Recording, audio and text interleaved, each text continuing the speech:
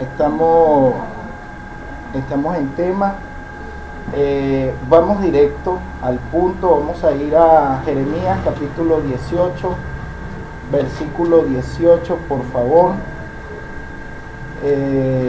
Vamos a tomar en consideración las sugerencias que nos han hecho por, ¿cómo se llama? Por Facebook, ¿cómo se llama? YouTube, por el canal. Bueno, enséñenme porque no sé absolutamente nada del tema. Vamos a tomar en cuenta esas sugerencias con respecto a el pizarrón, que se ve, que no se ve, que está al revés. Entonces, esto pues lo vamos a tomar en consideración a fin de mejorar. ¿Está bien, hermana Marien? A fin de mejorar hasta donde nos sea posible. Donde no nos sea posible, bueno, esperaremos hasta que las condiciones estén dadas. ¿Correcto? Jeremías capítulo 18, versículo 18. ¿Quién quiere leer, por favor? ¿Quién quiere leer? ¿Quién quiere leer? ¿Quién lee? Lean.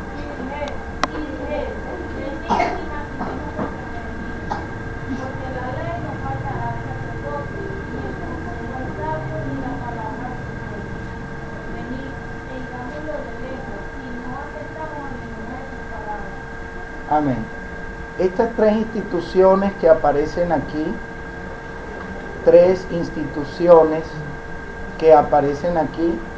son las responsables de formar la conciencia del pueblo de Israel.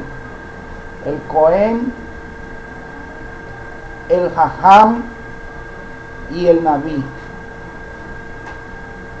El Cohen, mal traducido sacerdote.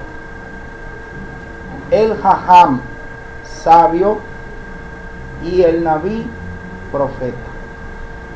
Entonces, el texto que acabamos de leer, entonces dijeron, vamos a tramar algo contra Jeremías, porque no va a faltar la Torá al Cohen, el consejo al Jajam, ni al Naví la palabra. Vamos a calumniarle y no hagamos caso de sus palabras. O sea que esto es una conspiración obvia, clara, contra Jeremías. No gustaba mucho la palabra del profeta. Bueno, este es nuestro tema. Vamos a hablar acerca de los naví o del profeta. Vamos a estar hablando acerca del profeta y vamos a ver qué podemos aprender. ¿Por qué? Bueno, porque estamos en una línea de lo que tiene que ver con las instituciones sociopolíticas, y viene muy al caso la sugerencia que me hace uno de los hermanos aquí de la Keilah, que no tenemos ningún compromiso con ningún grupo político de ninguna especie. Lo digo por la serie de temas que vamos a estar dando, y tratan temas sociopolíticos, críticas duras, a veces a favor de un lado o de otro, pero esto no quiere decir que estemos de un lado o de otro tampoco. Ningún tipo de vínculo ni de conexión. La camisa es roja porque la compré, me gusta, etcétera.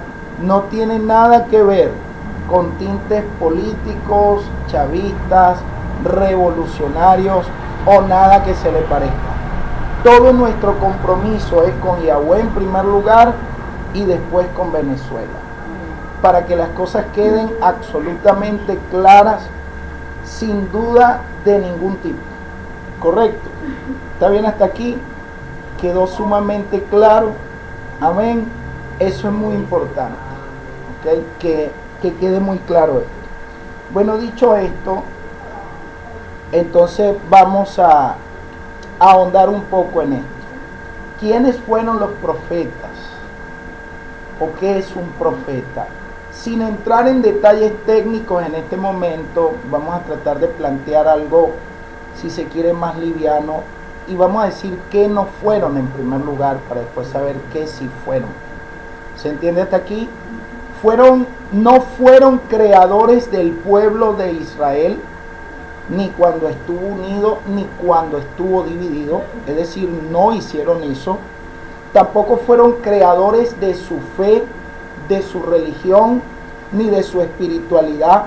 Más bien fueron hijos de Israel, hijos de esta fe, hijos de esta espiritualidad, ¿ok? Y vivieron como hijos de Israel, nacidos en el seno de Israel, fueron amamantados por las escrituras, o en este caso por la Torá, y tuvieron una esperanza viva en Yahweh, como el Elohim vivo y verdadero. Asimilaron su credo, o si se quiere, más que su credo, su confesión de fe, su vocación de fe, construida por recuerdos escriturales, tradiciones orales, recuerdos históricos, credos, citas, ¿ok? Y así se fueron desarrollando a lo largo y ancho de la historia de Israel, ¿ok? Entonces, es bueno tomar en cuenta esto porque estamos hablando de un periodo de muchos siglos donde los profetas o los neviín van a jugar un papel importantísimo, fundamental, casi que inigualable, porque ellos recuerdan su identidad irrenunciable de pueblo de Yahweh. La recuerdan ellos y se la recuerdan al pueblo y a las instituciones que bueno, se han levantado. Y para poder hacer esto apelan a recuerdos históricos, miran hacia atrás, miran hacia el pasado, miran hacia la historia y por ejemplo pueden ver a los patriarcas, Abraham, Isaac y Jacob, hablan del Elohim de sus padres, de sus antepasados. Pueden apelar también a el Éxodo, a Pesaj y aquellas gestas libertarias que realizó Yahweh para sacarles de la esclavitud. También apelan a el desierto, a en este caso el asentamiento de la tierra con Yahoshua cuando están entrando a la tierra. Apelan a la misma tierra, a Sion, a la alianza. O sea, permanentemente están mirando hacia el pasado, conocen la historia sagrada y se la están recordando siempre al pueblo. Esto les ayudó a mantener una identidad fiel a Yahweh y a redescubrirse en tiempos difíciles, en tiempos, tiempos cambiantes. Ahora, esto les sirvió para mantenerse puros y para intentar purificar el pueblo, la conciencia del pueblo de Elohim. Pero allí la expresión pueblo de Elohim no se puede leer en un marco exclusivista, como por mucho tiempo lo leyó Israel y lo sigue leyendo en este momento. No se trataba de un título excluyente, sino de un título exigente, no excluyente, sino exigente. Ellos como pueblo de Yahweh no tenían que considerarse únicos o mejores que los otros pueblos, sino que ellos debían tener claro la misión tan alta y tan difícil que se les estaba encomendando. Así pues, el título pueblo de Yahweh no marca una exclusividad, sino un compromiso muy alto que ellos tenían que alcanzar. ¿Sí? ¿Se entiende hasta aquí? Entonces, esto es lo que los profetas van a intentar mantener abierto en el horizonte de la historia. Y así abren horizontes de esperanza en tiempos difíciles, elevan nuevos valores, crean niveles de conciencia, y esto es muy importante tenerlo presente en este caso.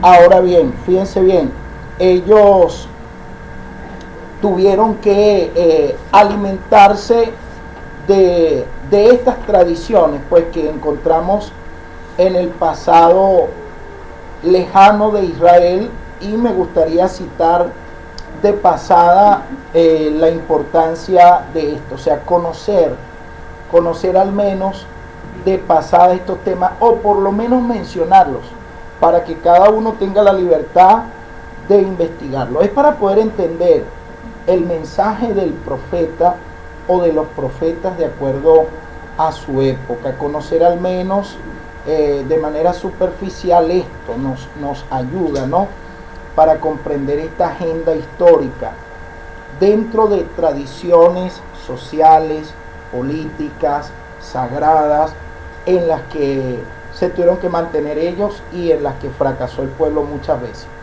Por ejemplo, los israelitas, entre el siglo 8 al 400, ya tenían un tiempo más o menos largo, estable, experimentando una monarquía. Estoy hablando del siglo 8 antes del Mesías. Y allí va a resonar fuertemente la palabra de 4 profetas. Son el profeta Amós, Oseas, Miqueas y Isaías. Son profetas del siglo 8. ¿Ok? Y van a funcionar pues en este periodo, unos en el reino del norte, otros en el reino del sur. Y hay que tomar en cuenta todo esto, ¿correcto? Entonces, los israelitas ya llevaban siglos de existencia cuando estos profetas actuaron entre el periodo del siglo 8 al 400. Este periodo es importante porque el 400 ya marca el regreso del pueblo del exilio. No sé si ustedes tienen conciencia de eso, pero es importante tener conciencia de eso. Y en ese periodo los profetas dirigen la palabra al pueblo. Se encargan de dirigir la palabra al pueblo y para ello aluden continuamente a esa riqueza histórica que tiene el pueblo de Israel en favor de él, la gesta histórica, las actuaciones de Yahweh. Entonces aluden continuamente, por ejemplo, a la liberación de Egipto, para recordarle al pueblo que tiene que permanecer en libertad. También a su elección por Yahweh, que le hizo su pueblo, que estableció una alianza con ellos, el periodo de transición de ellos por el desierto, la entrada en la tierra de Canaán, las vicisitudes históricas que ellos permanentemente pues habían tenido, las infidelidades que habían tenido delante de Yahweh. Continuamente los profetas están apelando a esta memoria sagrada que tiene el pueblo de Israel a su favor. Tal como lo podríamos hacer nosotros con la memoria histórica que nosotros tenemos aquí en favor de Venezuela. Personajes que en un pasado jugaron un papel relevante para que usted y yo hoy estemos sentados aquí con acuerdos o desacuerdos, aciertos o desaciertos. También se puede apelar a eso. Eso se hace permanentemente en todos los pueblos. Todos los pueblos tienen factores positivos y factores negativos. ¿Sí o no?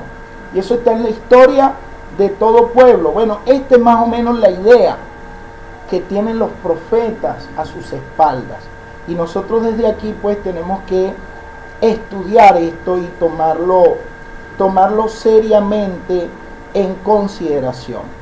Entonces, tener en cuenta que un profeta no se destaca tanto por ser un escritor de libros, tampoco por ser un filósofo, un teólogo. Es más un predicador. Habla más al corazón que al pensamiento. O sea, es que nosotros podamos tomar conciencia de este asunto. No son gente silenciosa. Tampoco se destacan por ser meditativos, no. Dan como llamadas de advertencia. Necesitan un corazón tembloroso delante de Yahweh, realmente temeroso, que lo tome en cuenta, ¿ok? Y con labios agitados y apasionados, el profeta entrega el mensaje. Entonces son más bien, cuando leemos los libros de los profetas, Estamos hablando sí de libros, pero libros nacidos en la calle. Detrás de ellos hay predicaciones, mensajes, discursos en las plazas, en las calles, en el templo, en las instituciones sagradas de Israel. No son libros escritos por sabios, ni por profesores, ni por teólogos, ni por académicos encerrados en 4 paredes en medio de aire acondicionado o cierta comodidad. Por eso a veces su mensaje no siempre guarda una lógica y me parece que el ventilador está prendido. Ya decía yo, estoy aquí luchando con algo más. Entonces, si nosotros nos damos cuenta, su contexto no es la de bibliotecarios. No, su contexto es la de gente que convivió con el pueblo y se entregó al pueblo. O sea, un profeta es alguien llamado no para disfrutar de Yahweh, sino para presentar el pueblo delante de Yahweh, no para disfrutar de él. Muchas veces ni siquiera lo puede disfrutar. ¿Sí? Cuando uno va estudiando el contexto y el ambiente en el que se va dando, y este es el sentido vital, es una palabra para la vida del pueblo. Son como sal de la tierra, son como luz del mundo. Entonces, en este caso, lo vital, lo inmediato del profeta es lo pasional. Una palabra que lo invade, que lo controla, que lo posee, que lo domina. Entonces no podemos confundirlos ni con profesores, ni con académicos. Se debían a la palabra, se sentían comunicadores de la palabra, de parte de Elohim, se presentaban como embajadores, como enviados, y entregaban esa palabra a veces a modo de ráfagas de luz, que golpeaban, como vamos a tratar de verlo dentro de unos minutos, y entregaban ese mensaje, gústele a quien le guste, esté de acuerdo quien esté de acuerdo o no. Eso no era ya tema de ellos tenían que cumplir con eso. Y entonces cuando uno mira los contextos donde se entregaba esa palabra, lo podían hacer en lugares sagrados, lugares de culto. Imagínense en medio de una fiesta de Yahweh, donde se esté celebrando, se esté conmemorando una gesta libertaria, y es un momento de alegría, de no presentarse triste delante de Yahweh, y ellos presentaran un canto fúnebre en ese contexto. Eso es completamente atípico. ¿Se imagina cómo lo ven todos? Están tocando tango y él está bailando salsa. ¿Qué es eso? ¿Sí me estoy explicando? Es algo completamente atípico. Entonces irrumpían con su mensaje en lugares de culto, en fechas especiales, en la puerta de la ciudad, en la calle, en el campo, en el palacio del rey. O sea, son el látigo de la sociedad. Son el látigo de una sociedad dormida que necesita despertar. No podemos confundir esto con catequesis o situaciones medio espiritualoides, religiosas. No. Ellos van a forzar lo ordinario a cambiar, a caminar, a avanzar. ¿Ok? Son como eso, como látigos, fogonazos, chispas de luz. Su mensaje es impactante desde este punto de vista.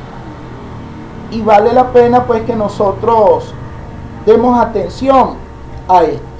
Los profetas a veces han sido confundidos con adivinos, gente que habló para el futuro. No, ellos hablaron para su época, la generación de su época. La mayoría de las profecías no hablan del futuro. El origen de la profecía no es el tiempo, no es un futuro, no es un porvenir. El origen de la profecía es Yahweh. ¿No? Y entonces mucha gente está confundida, sobre todo el cristianismo. El cristianismo piensa que la profecía es para el futuro, para el futuro, para el futuro. No, eso nada más alejado de la verdad. La profecía es para una sociedad de la época. Obviamente sí hay cosas que miran hacia el futuro, como palabra de Yahweh, y eso no se puede negar. Pero principalmente su mensaje tiene que ser verificado en la historia y dentro de la generación que escucha el mensaje. ¿Cómo lo sabemos?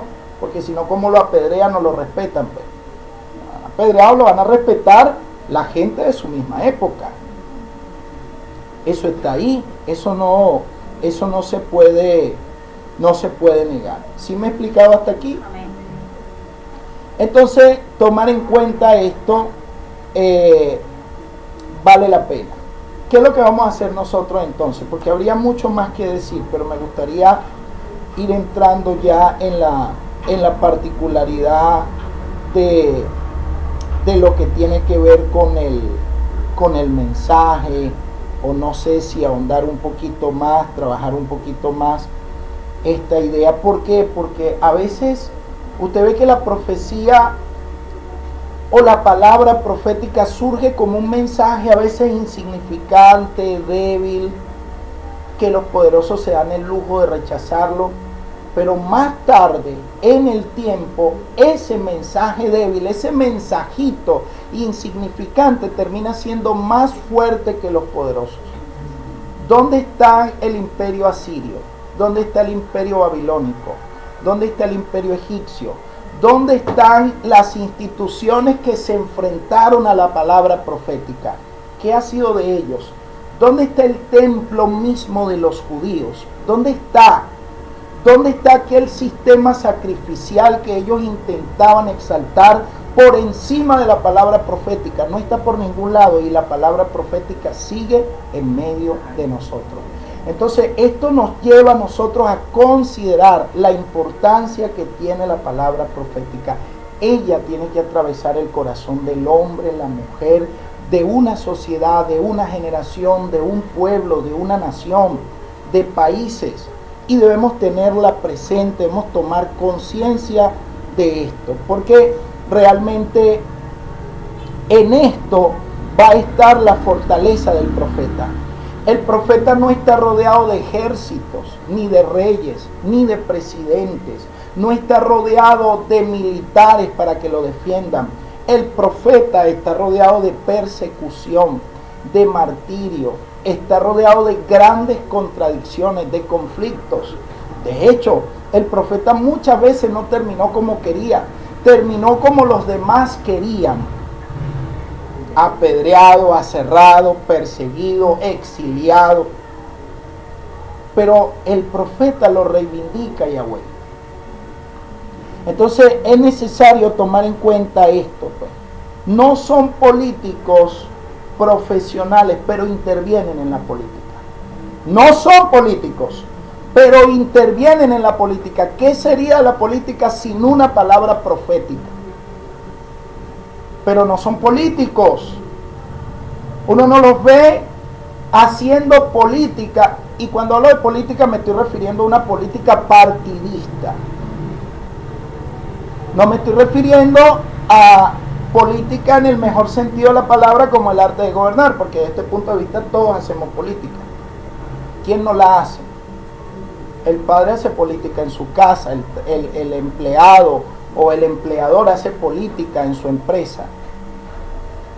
Entonces, desde ese punto de vista, pues todos lo somos. Entonces, sin ser políticos, no se cruzan de brazos ante la miseria de un país, ni se encierran en la oración y en el ayuno, mientras el hambre va azotando a la gente. Entonces, en un sentido profundo, los profetas son gente de la palabra, no la palabra de un político mentiroso, corrupto, engañador, sino la palabra del Elohim vivo y verdadero.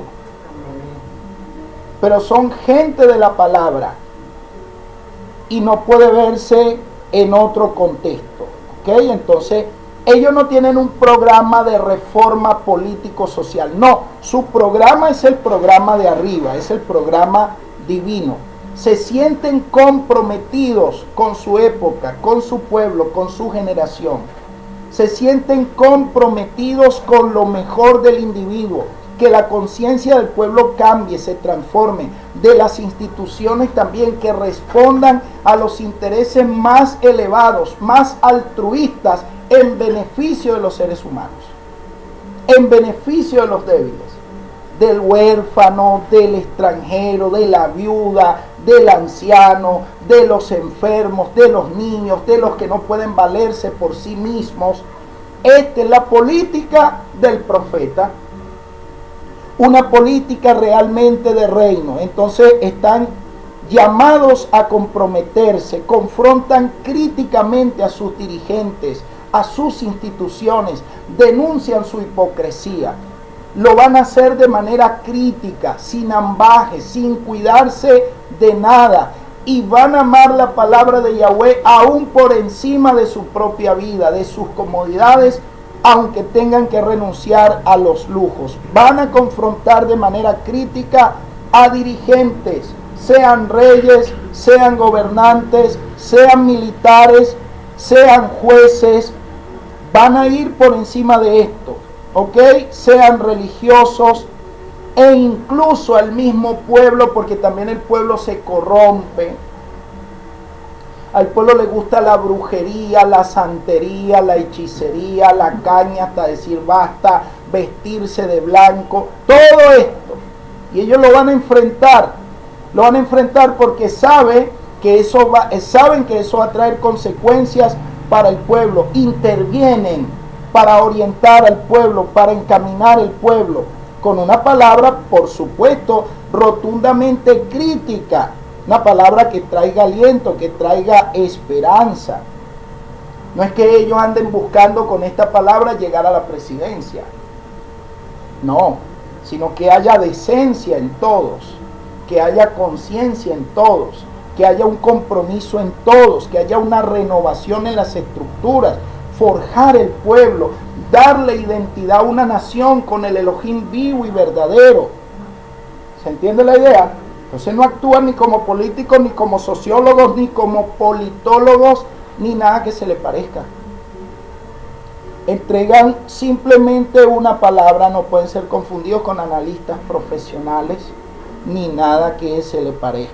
Ellos reaccionan ante la injusticia, leen la historia desde la óptica divina, no desde la óptica que la pueden leer los políticos. Y alcanzan, por supuesto, un plano mucho más elevado, porque Elohim puede fotografiar con una realidad cruda lo que está pasando, pues. Entonces, bueno, esto es lo que tiene que ver realmente con el profeta. Es un hombre que actúa de parte de Yahweh. ¿Se entiende hasta aquí la idea? Vamos a ver entonces esta actuación de parte de Yahweh que tienen ellos. Y me gustaría para ello, vamos a hacer lectura de dos pasajes. Uno lo vamos a hacer, vamos a ver los dos profetas paralelos. Vamos a ver a Miqueas, que actúa en el siglo 8, y a Isaías, que también actúa en el siglo 8, por favor. Entonces vamos a ver Isaías capítulo 3 y Miqueas capítulo 3. El pasaje de Miqueas es más largo que el de Isaías. Por ende, bueno, vamos a tratar de irlos viendo de manera alternada. Isaías capítulo 3, vamos a ver los versículos 13 hasta el 15. Solamente 3 versículos allí, pero el pasaje de Miqueas veremos los versos que van desde el 1, capítulo 3 también, desde el 1 hasta, ya les digo, puede ser, déjenme ubicarme yo mismo directamente allí. Miqueas capítulo 3, desde el verso 1 hasta el 4.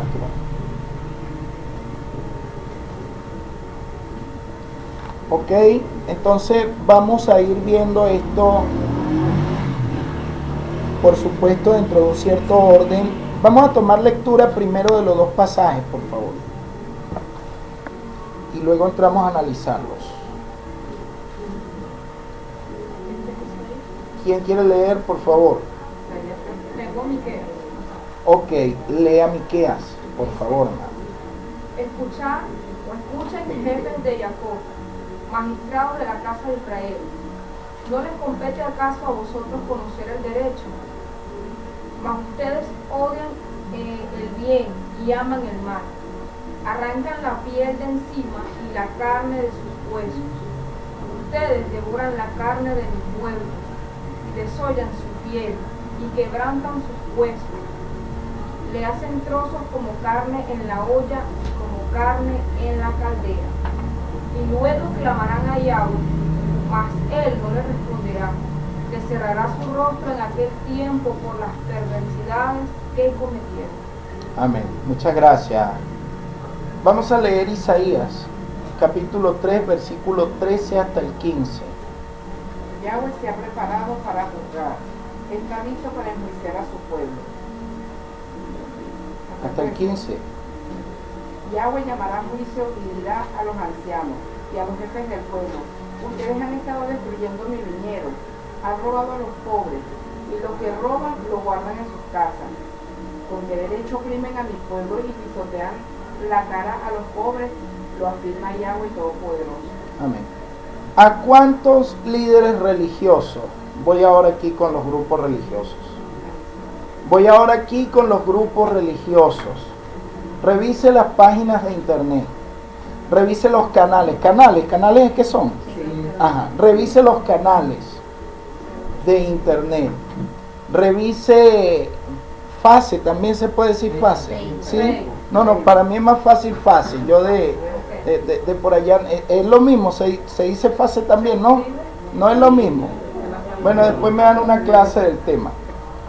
Pero, ¿a cuántos grupos religiosos, cristianos, evangélicos, católicos, testigos de Jehová o mesiánicos, a cuántos líderes eclesiásticos conoce usted o ha escuchado usted que hablen como habla Isaías o como habla Miqueas aquí en estos pasajes? ¿A cuántos conoce? Dígame dónde están. Yo quiero ir a verlos. Quiero saber dónde están ellos. ¿Cuántos sacerdotes? ¿Cuántos obispos o avispas? ¿Cuántos apóstoles conoce usted? Pastores o supuestos profetas están realmente comprometidos con una palabra de la talla de Miqueas o de la talla de Isaías para una nación. Es que Venezuela no la necesita. Es que Yahweh ha cerrado sus ojos para con Venezuela. Se ha olvidado del clamor de los pobres. Se ha olvidado del dolor de los niños. Se ha olvidado de los muertos que se mueren desahuciados en los hospitales. Se ha olvidado de la carencia, de la carestía en la que nosotros vivimos. Se ha olvidado Yahweh de la crisis tan profunda por la que está atravesando nuestro país en este momento. ¿Dónde están ellos? ¿Dónde están? ¿Cuántos conoce usted realmente? Pastores, no importa, de internet, ¿cuántos toman un micrófono en una plaza, en la calle, o por televisión, o por radio, o por las redes sociales para hablar de esto? ¿Cuántos entregan una palabra similar a la de Miqueas? Que ya de por sí mismo la palabra Miqueas es un mensaje para la nación que lo escuchaba. ¿Quién como Yahweh? ¿Quién como Yahweh? Eso es su nombre en hebreo. Eso es su nombre. Micaía. ¿Quién como Yahweh? ¿Quién puede compararse a Yahweh? Que se ocupa del huérfano, de la viuda, del extranjero, del débil, del pobre. ¿Quién como Yahweh? Que no soporta la injusticia, que se indigna ante sistemas democráticos hipócritas. ¿Qué clase de sermones, de discursos, de campañas, de cruzadas se hacen parecidas a esto? Ninguna. Muchos empiezan a entretener al pueblo, a adormecer al pueblo. ¿Ha escuchado usted esto? ¿Lo ha visto en periódicos? ¿Lo ha visto en revistas? ¿Lo ha oído por radio? ¿Lo ha visto por televisión? ¿Ha visto campaña en esta dirección? No. Cada uno quiere montarse en el coroto, cada uno lo que quiere es ver cómo se acomoda. Y esto realmente es indignante delante de Yahweh. ¿Ok? Entonces, las iglesias están dormidas. Los hombres de sotana están dormidos. Como dijo un día un gobernante, tienen el diablo metido en la sotana también. No importa que lo haya dicho un gobernante que se vestía de rojo. A mí qué me interesa. Lo importante fue que dijo una verdad. Eso es una realidad. Al igual que muchos pastores que se han comprometido con qué, se olvidaron del pueblo, viven de espaldas al pueblo. A mí un día me dijo uno, yo no falto a la iglesia un día domingo porque se me va el diezmo. Así piensan, así actúan, así caminan, así conspiran, así se aprovechan, así van deshuesando, desollando, arrancando la piel de los débiles. ¿Se oyen esos sermones? No se oyen. ¿Se estudian? No se estudian. En librerías yo no encuentro casi libros de profetas, porque no son un buen negocio. No fueron hechos para negociar, fueron hechos para despertar el pueblo, para que el pueblo se ponga de pie, para que de verdad el destino de una nación camine. Esta es la realidad, esta es la verdad. ¿Dónde se encuentran hoy en día ese tipo de profetas? ¿Usted piensa que Yahweh se va a cruzar de brazos? No, no se puede cruzar de brazos. ¿Podría nombrar alguno? ¿Conoce usted alguno? No los conocemos, no los vemos, no los oímos. Y en usted podría haber un futuro mensajero de Yahweh. Usted empiece a tomar conciencia realmente. Gente que le está pidiendo un avivamiento a Yahweh, que le está pidiendo un cambio, que quiere más que una campaña, que quiere más que un culto, que quiere más que un mensaje, que quiere más que una cancioncita, que quiere algo más que un entretenimiento. Mire, Venezuela está siendo presionada por todos lados, no solamente políticos, hay principados que han apostado a la destrucción de Venezuela y potestades. Nosotros tenemos que levantarnos también con fuerza, pero ¿sabe algo? Primero, llevar el dolor que lleva Yahweh por lo que está pasando aquí, porque no es de otra manera. Bien, bueno, yo acabo de ver Los Simpsons y ya bajó la unción de Yahweh sobre mí, y entonces el proyecto de Yahweh para Venezuela. ¿Y cómo se come eso? Eso es mentira. Eso es mentira del mismo diablo. Estoy yo por ahí entretenido en otras cosas y ya me va a visitar una palabra profética, porque yo soy mesiánico. ¿Dónde está eso en la escritura, pues? ¿Dónde está eso en la escritura?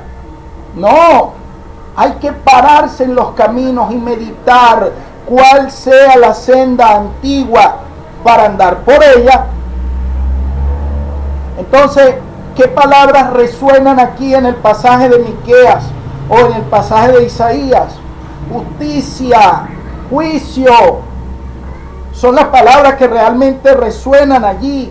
Justicia, juicio, derecho, rectitud. Y eso lo vamos a estar estudiando. Eso lo vamos a estar estudiando.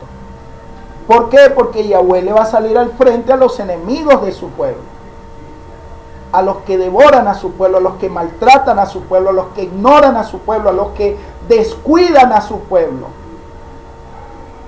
Eso es algo muy importante a tomar en cuenta.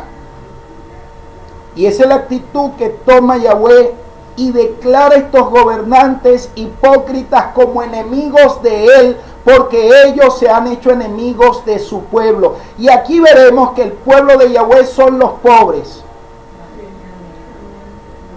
Y se lo vamos a demostrar por los textos. que el pueblo de Yahweh son los pobres, los parias, los niños, los abandonados, los que no pueden valerse por sí mismos. Ellos son el pueblo de Yahweh. ¿Sabe lo que dice la religión hipócrita, mentirosa, cristiana, evangélica, católica? No, todos somos iguales delante de Dios. No digas bobadas que no puedes demostrar. Estudia la palabra profética y tú verás que Yahweh nunca, jamás iguala al abusador con el débil. Siempre se va a comprometer con el débil y se va a mostrar como el Elohim de los débiles. Porque así entonces una mantequilla se diluye la historia y la injusticia en una igualdad que es mentira. Porque si todos somos iguales, entonces vivamos como iguales ahí, pues.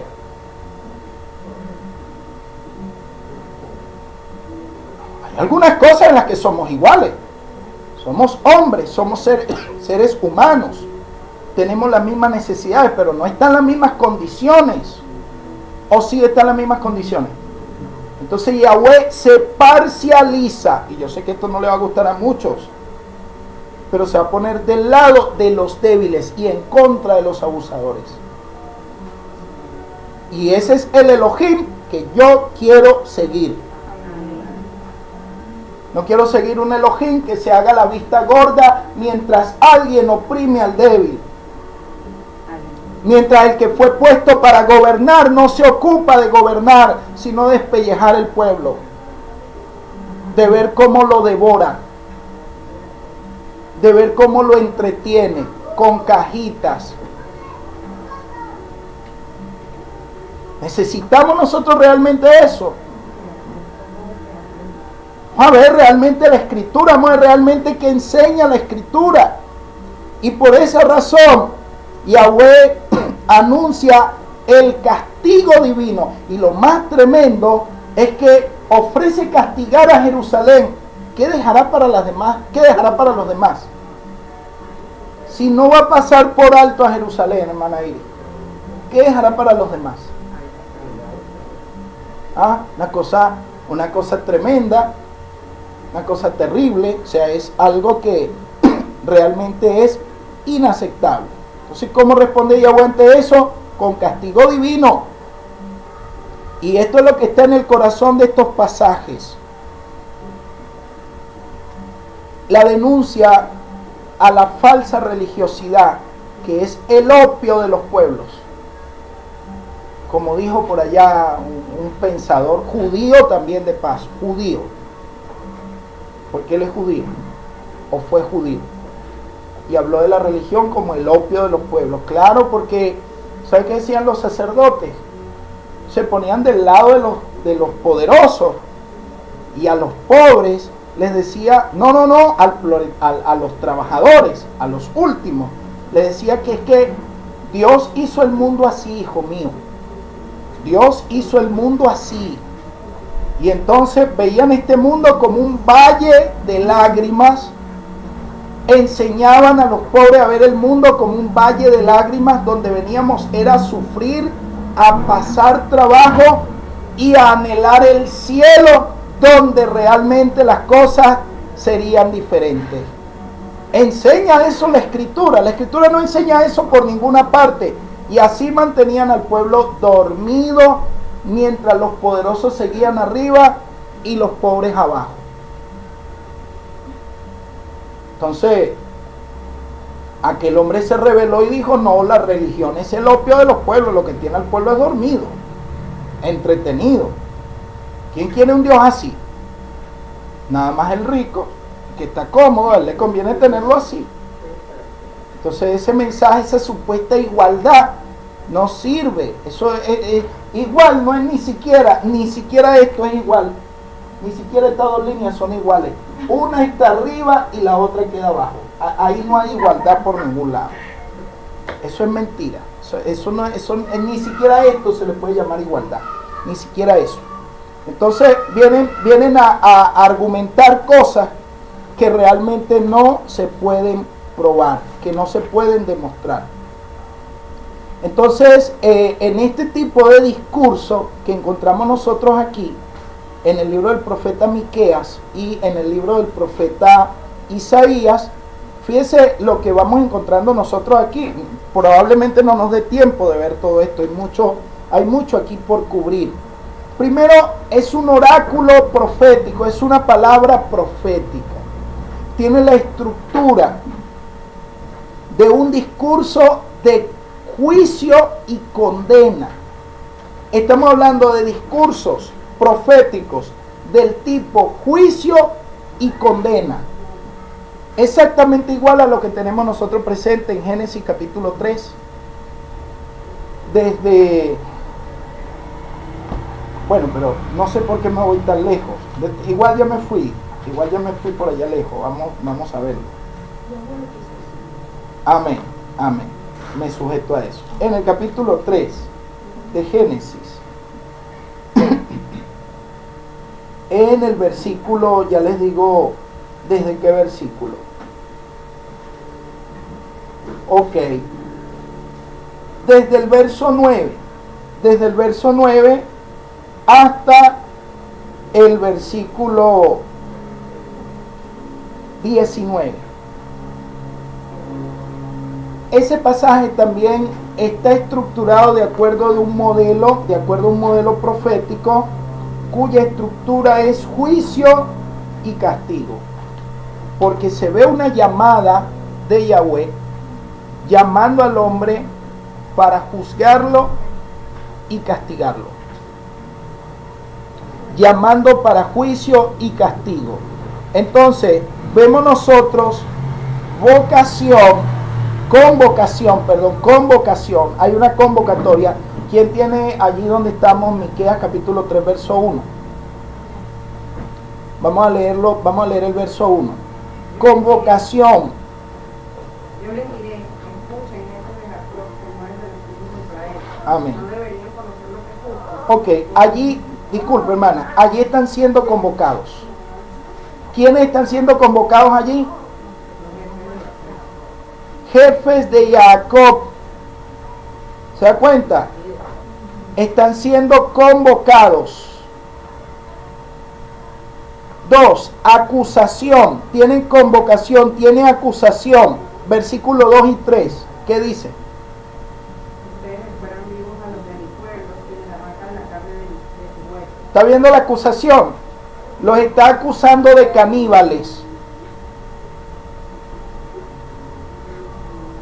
antropófagos, se comen al pueblo. ¿Sí lo está viendo? Y anuncio de castigo, versículo 4. Pero cuando me llamen no les haré caso, sino que les ocultaré mi cara por sus malas acciones. ¿Se da cuenta? ¿A qué están condenados? A que Yahweh les dé la espalda, a que oculte su rostro por causa de sus malas acciones. La condena es ¿contra quién?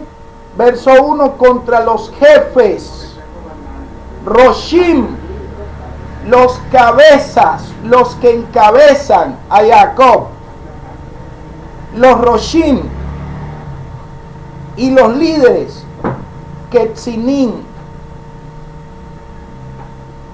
al liderazgo.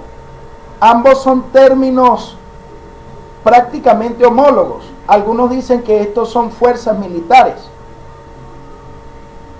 ¿Para qué? Para que el político pueda estar cómodo, tiene que tener una fuerza militar robusta, que le garantice, que le dé seguridad. Bueno, a Yahweh no se le escapan nada de esos detalles. Nada de esos detalles. ¿Ok? Entonces, en todo caso, el juicio, la convocatoria está siendo dirigida a autoridades, las autoridades principales. ¿Ok? Se les está diciendo, de acuerdo al verso 1, que ellos saben cómo decidir en una situación. ¿Qué dice el verso 1? El verso 1 de Miqueas. Sí, estamos estudiando el capítulo 3. Ahora los príncipes de Jacob y caudillos de la casa de Israel, no es de ustedes saber lo que es justo. ¿Se da cuenta? Se infiere que ellos son los que saben lo que es justo. pero se hacen los locos. Se hacen los locos, se hacen los que no saben. ¿Cuántos censos hay aquí para medir la población? Mire, aquí a uno lo viven censando por todos lados. No es de ustedes saber lo que es justo. No es de ustedes saber lo que es justo. A los líderes. Ellos saben cómo decidir sobre lo que es justo. Ahorita que vienen las elecciones, se inventan una metodología tan efectiva para que no se les vaya ni uno solo. Para que ni uno solo se quede sin votar. Porque hasta los modelos de evangelización los han copiado. Han visto los modelos de la Biblia, de la Escritura, del casa en casa, del 2 en 2, del 1 por 10. Y tienen la metodología para, miren, mejor dicho, para barrer votos. Para que no se les escape absolutamente nada. Pregunta Yahweh, ¿no es de ustedes saber decidir lo que es justo? Claro que sí lo es. Han paseado por los hospitales, han paseado por las plazas, han paseado por esas colas interminables. Aquí en Charallave, yo denuncio eso, yo lo denuncio públicamente. En Charallave estos supermercados, Unicasa, la gente tiene que dormir, amontonarse ahí hay gente que ha salido apuñaleada. Las mujeres malandrean ahí, que matan y comen del muerto, que cortan la cara, que hacen no sé qué cosa, por comida.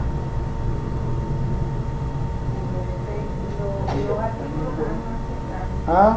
Y entonces a veces usted se trasnocha de un día para otro y se lleva un solo artículo.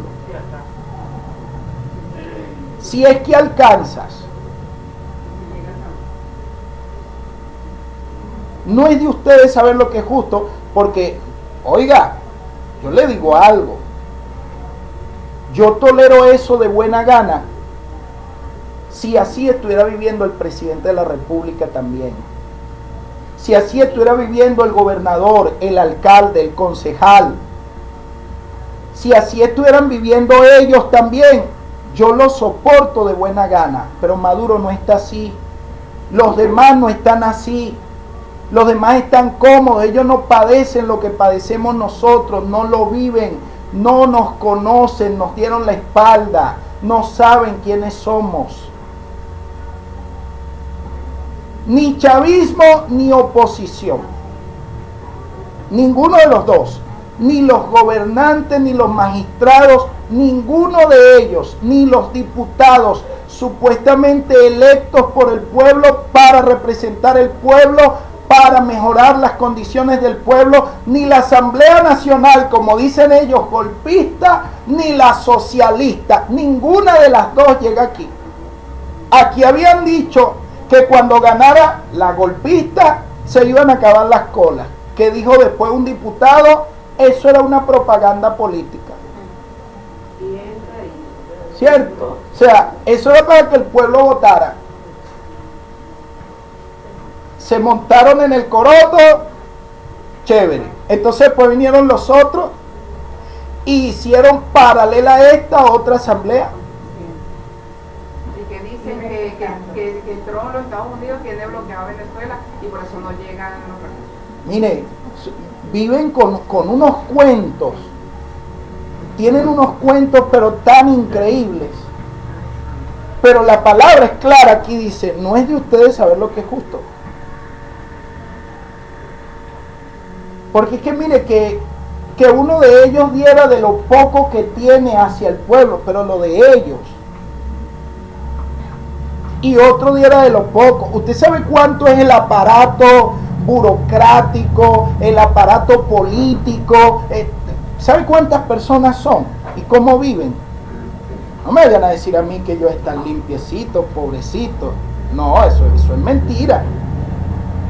Eso se puede decir de nosotros, pero ellos.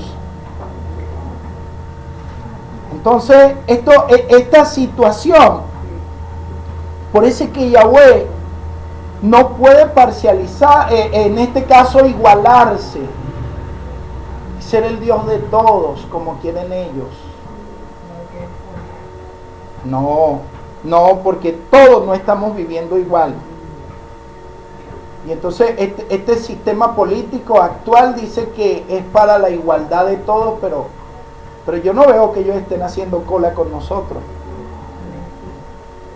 Ni estén comiendo yuca y sardina como lo hacemos nosotros. O arroz picado hasta donde se ha llegado. Porque yo veo propagandas políticas, porque usan la voz de Chávez como herramienta política, no les da pena, no les da vergüenza. Yo lo he dicho a veces en reuniones, y lo he dicho en estos términos. Mire, si Chávez se levanta entre los muertos, le da un golpe de Estado a este gobierno. ¿Por qué se lo da? Porque él no dejó esto así. Y ojo, no lo estoy diciendo por algo que tenga que ver con votos, sino que es una realidad, chicos. El Caracazo, el 27, por menos que lo que está pasando, incendiaron el país, por menos de lo que está pasando. Imagínense lo que está pasando ahora. Y no estoy de acuerdo con salidas violentas, sino que se vea la verdad, que se vea la realidad, que se vean las cosas realmente como son. Entonces, si todos estuviéramos pasando por lo mismo, pero ¿usted ha visto alcaldes haciendo cola? Ellos mismos, el mismo colectivo tienen a inventar la propia presión elevada.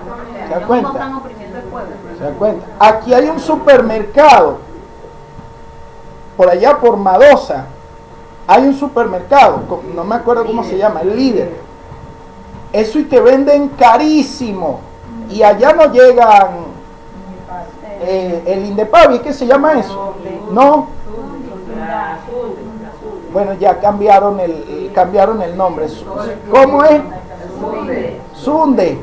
No llegan allá, ellos no llegan allá a revisar los precios. ¿Se da cuenta? Entonces cosas así están pasando, forman parte de nuestra realidad, forman parte de nuestra verdad. Y algo lindo que ellos hacen, porque ponen la propaganda para que uno vea con sus ojos, la propaganda donde sale la comida, arroz, aceite,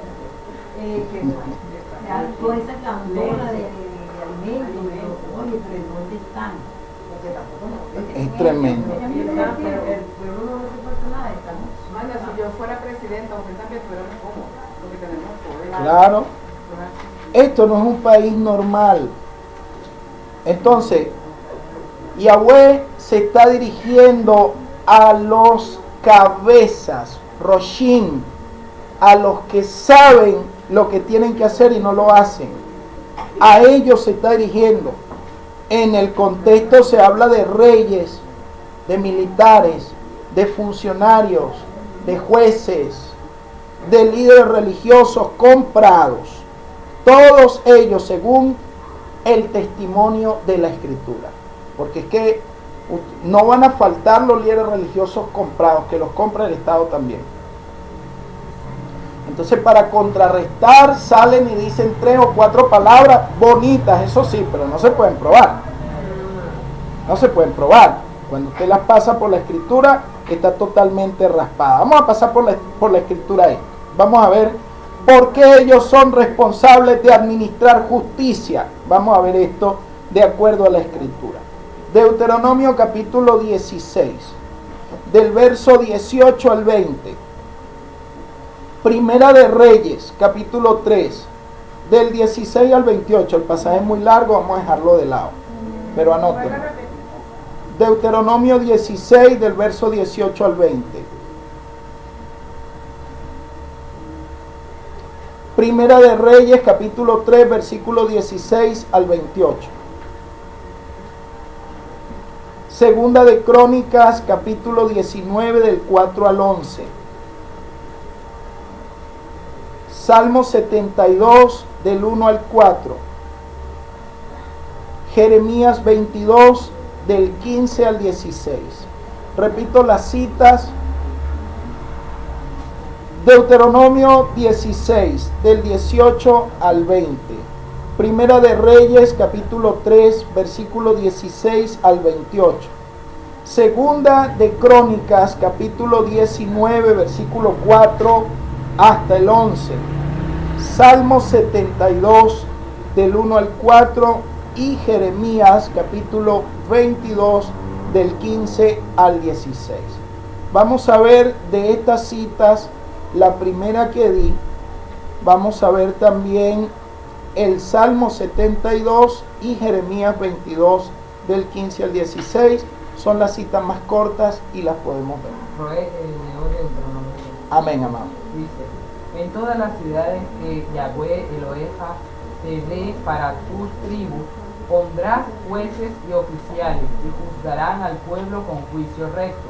No torcerás el juicio, no tendrás favoritismo, ni recibirás soborno, porque el soborno ciega a los ciegos de los sabios y pervierte las palabras de los justos. La justicia, solo la justicia seguirá, para que vivas y poseas la tierra que Yahweh Eloheja te da. Imagínese, ¿usted cree que si pasamos a los jueces por esta medida, usted cree que pasan la prueba? No pasan la prueba. Mire lo clara que es la palabra.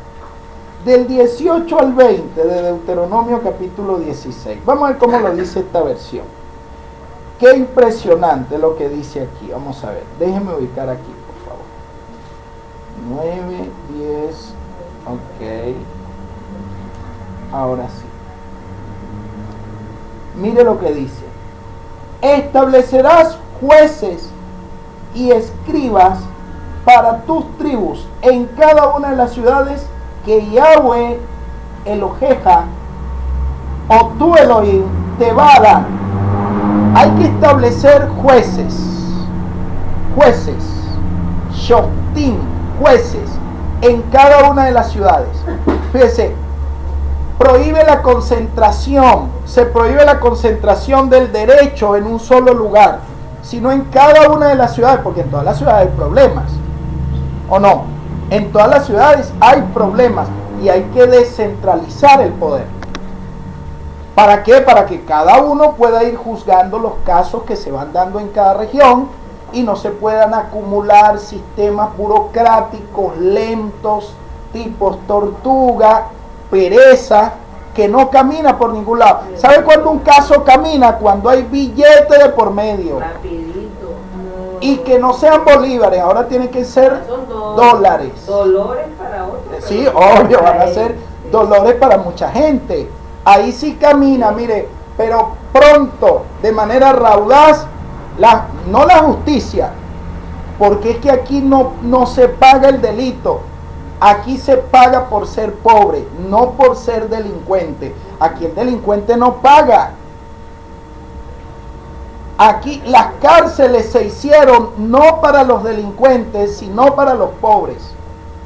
El que no puede pagar, el que está limpio, allá lo dejan. Pero el que puede pagar, a los poquitos días está en la calle. Y si el caso es muy duro, lo tienen súper cómodo allá. ¿Pero por qué? A punta de dinero. Esa es la realidad, esa es la realidad. Anteriormente la policía, una persona con pan, cuando se podía llevar pan, porque ahora hay que hacer colas larguísimas para poder comprar un pan. Con un pan, con un periódico, con un bolsito, la policía, pégate para allá. Oye, pero si se ve que el hombre lo que va es a trabajar, claro, el delito no tiene rostro, la delincuencia no tiene rostro, las apariencias engañan, en eso estamos claros. Pero es que el que se veía bien vestidito y tal, ese lo dejaban pasar. Pero el que llevaba el pancito, el bolsito, para allá, las redadas para allá. Oye, ¿cómo puede ser posible una cosa de esa? Y que no me lo diga, a mí esto no me lo están contando. Yo visité los penales durante mucho tiempo.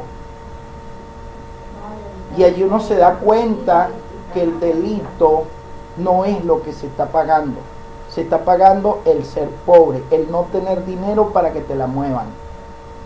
Eso es lo que realmente se está pagando. Esta es la realidad. ¿Por qué Yahweh advierte sobre esto? ¿Por qué empieza por aquí? Entonces esto es algo terrible de lo que se está hablando aquí. Lo está diciendo la Torá. Establecerás jueces y escribas para tus tribus en cada una de las ciudades que Yahweh Elohim te va a dar. A ellos encargarán de juzgar al pueblo con justicia. Con justicia. Esa es la condición. Dice, no torcerás el derecho. Y esto es lo que más está torcido. Lo derecho está torcido. Y la advertencia es no torcer el derecho. No harás acepción de personas. No aceptarás soborno. ¿Usted ve cuántos no aparecen aquí? Oye, es tremendo. Dice, no aceptarás soborno, porque el soborno cierra los ojos de los sabios y corrompe las palabras de los justos. Justicia, solo justicia has de buscar para que vivas y poseas la tierra que Yahweh Elohim te va a dar. ¿Qué es lo que hay que buscar? Solo justicia. No torcer el derecho, no hacer excepción de personas, no hacerse loco, no acumular casos y casos y casos. Hay gente que tiene años y todavía no lo han juzgado. Y resulta ser que si después lo llegaran a juzgar, de repente tenía que pagar 1 año y él ya tiene como 5 allá metido. O de paso es inocente. Usted piensa que el Eterno está contento con esto. Y el dolor de aquellas familias, o el dolor de un privado de libertad cuando realmente no encuentra derecho, no encuentra justicia, ni siquiera en su propio país. Personas que tal vez eran inocentes, después salen con la mente torcida, envenenada, llenos de odio, de rencor por una sociedad o por un sistema de justicia corrupto, perverso. Todas esas cosas pueden pasar. Sí. Y lo otro que dice el pastor en el versículo 21, que no planten ningún árbol como imagen de madera cerca de la altar de Yahweh, ¿verdad? Amén. Que hayan construido. Que está pasando también que en las plazas ya ponen las imágenes de esto de Fernanda de Maduro, y la de también, y la de pero la de hace rato. Qué tremendo, tiene razón.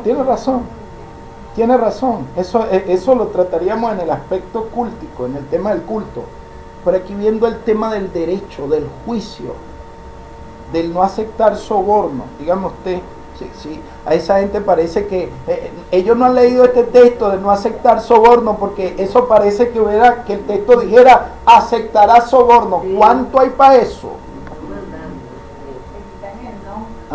Imagínense. Bueno, le quitan el no y dejan lo demás. Soborno. No, vale, no puede ser. Esto no, el texto hebreo dice no. Otro día decía un predicador que ese no, dependiendo de si lleva un dagesh o no lleva un dagesh, representa un grito de Yahweh. No un simple no vale, no, esto es un grito. No, que se entienda bien fuerte, no. Pero así son las cosas. La otra cita, por favor. Hay otra cita, no sé cuál de los dos testamentos que dice que no es aceptar más allá de lo que tú ganas o algo así. Eso está en uno de los evangelios, en el de Lucas, sobre Juan el Bautista. Parece que no. Vamos a ver Teilín capítulo 72, Salmo 72 del 1 al 4, por favor. Oh Elohim, encomienda tus juicios al rey y tu justicia al hijo del rey. Él juzgará a tu pueblo con rectitud y a tus afligidos con justicia. Entonces los montes producirán paz para el pueblo mediante justicia. Que defienda a la gente oprimida, que salve a los hijos del menesteroso y quebrante el opresor. ¿Se da cuenta lo clara que es la escritura? ¿Se da cuenta lo claro que es el mensaje de las escrituras? Aquí lo que pasa es que esa gente no lee la escritura. Y cuando la leen y no les conviene, obviamente. Y cuando la leen se hacen los locos. Eso está como uno que decía, donde abra la Biblia, ahí me está hablando Jehová. Donde abra la Biblia, ahí me habla Jehová. Bueno, abrió la Biblia donde Judas se ahorcó y la cerró. Dijo, no, aquí no es. Y entonces, bueno, donde abra la Biblia, ahí me está hablando Jehová. Y la cerró, ahora sí, esta vez iba en serio. Y cuando la abrió, dijo, lo que vas a hacer, hazlo pronto. No juegue, chicos, ese hombre dijo, no, yo no vuelvo a leer más la Biblia de esta manera. Entonces, esta gente como que no lee la escritura. Vamos a ver cómo dice aquí en mi versión, el Salmo 72, versículos del 1 hasta el 4. Confía, oh Elohim, tu juicio al rey, al hijo del rey tu justicia, que gobierne rectamente a tu pueblo, a tus humildes con equidad. Produzcan los montes abundancia, prosperidad para el pueblo, los collados. Defenderá a los humildes del pueblo, salvará a la gente pobre y aplastará al opresor. Muy clara la escritura, pero que muy clara la escritura. Yahweh no tolera este tipo de abusos o de maltratos. ¿Qué dice Jeremías, por favor? Dice, piensas que eres rey porque compites en obras de cedro. Si tu padre comió y bebió, le fue bien, es porque practicó la justicia y el derecho. Hizo justicia a pobres e indigentes, por eso le fue bien. No fue eso conocerme a mí, dice Yahweh. Amén. Eso es conocer a Yahweh. Hacer justicia, hacer el bien, ocuparse del pobre, del débil, del oprimido, castigar el opresor. Eso es conocer a Yahweh. El que no hace eso no lo conoce. Aunque ahorita vengan en Semana Santa o en la supuesta Semana Santa y entonces a darse golpe de pecho y a apoyar económicamente el sistema corrupto babilónico, que tanta responsabilidad como ellos tienen sobre este asunto. Pues bien, a esto se refiere la escritura cuando habla de administrar justicia, y a esto se refiere la escritura, el texto que estamos estudiando, cuando ellos saben que esto es lo que tienen que hacer. Ellos lo saben, pero se hacen los locos. Ellos saben que tienen que administrar justicia, y allí está el verbo conocer. Y ellos se hacen los locos, deliberadamente esquivan la justicia y se inclinan en favor de los poderosos, de los abusadores, de los que oprimen y maltratan al pueblo. Han hecho a un lado a los pobres, a los oprimidos.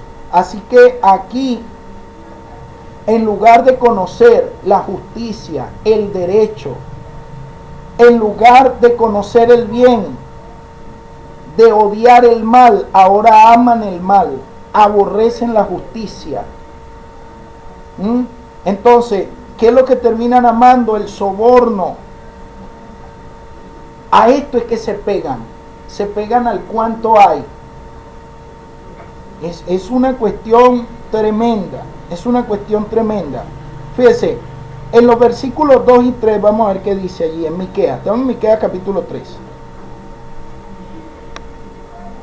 En cambio, odian el bien y aman el mal. Despellejan a mi pueblo y le dejan los huesos pelados. Se comen vivo a mi pueblo, le arrancan la piel y le rompen los huesos. Lo tratan como si fuera carne para la olla.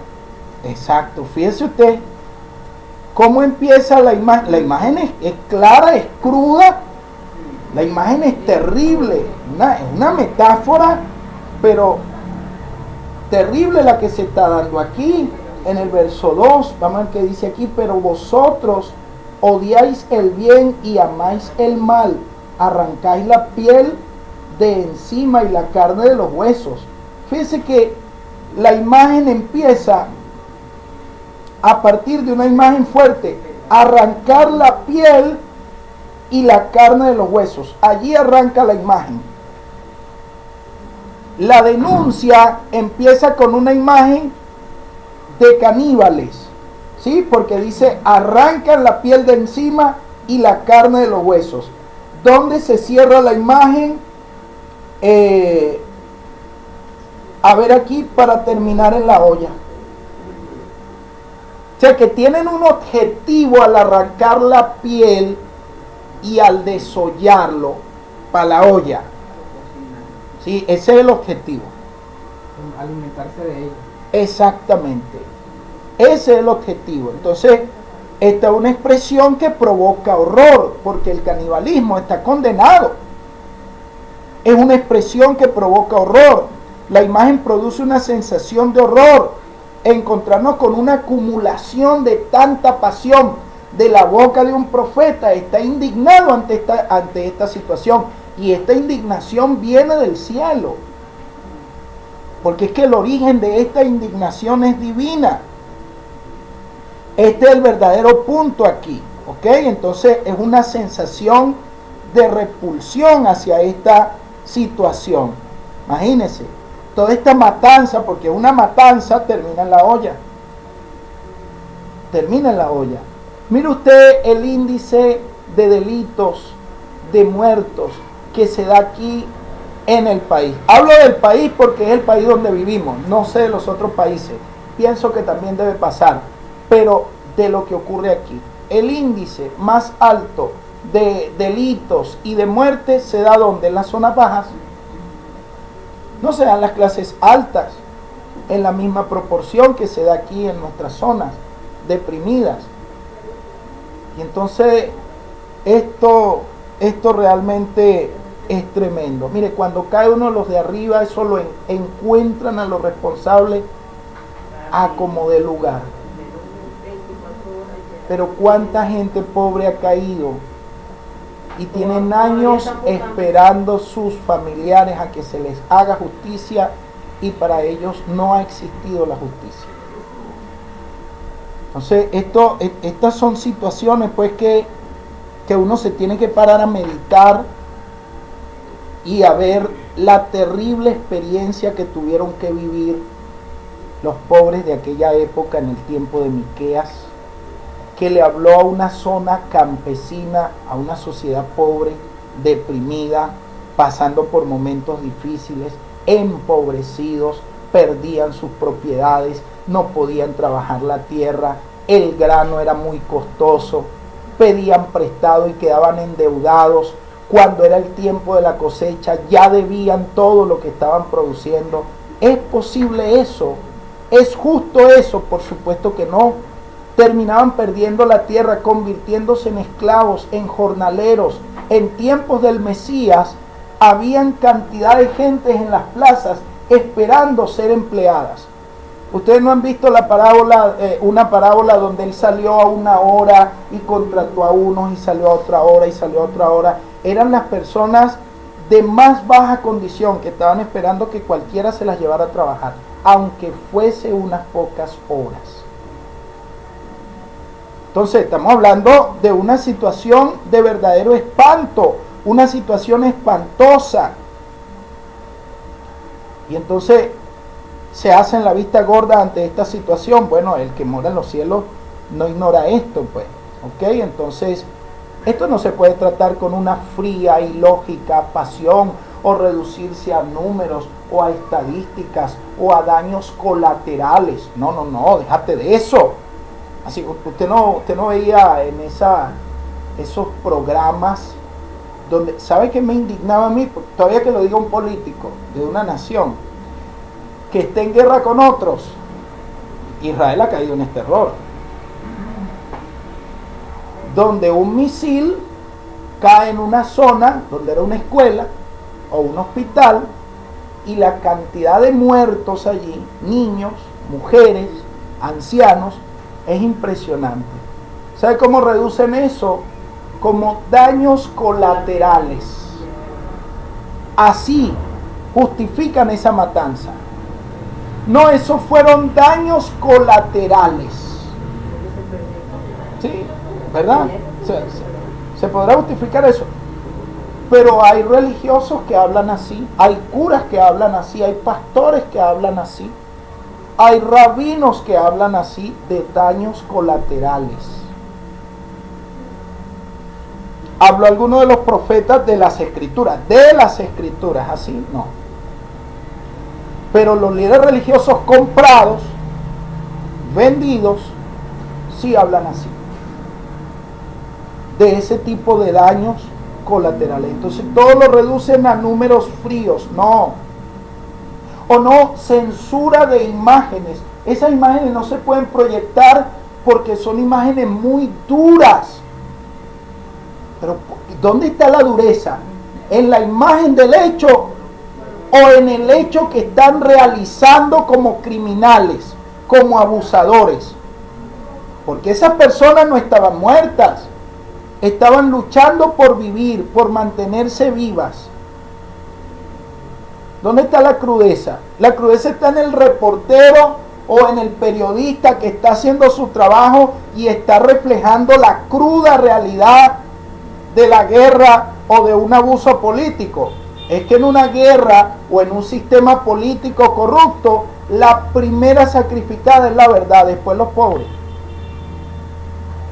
Pero esa es parte de nuestra realidad. Entonces, disimulan esto. ¿Y qué es lo que están haciendo? Despellejando, desollando vivo el pueblo. Pero eso lo disimulan con números.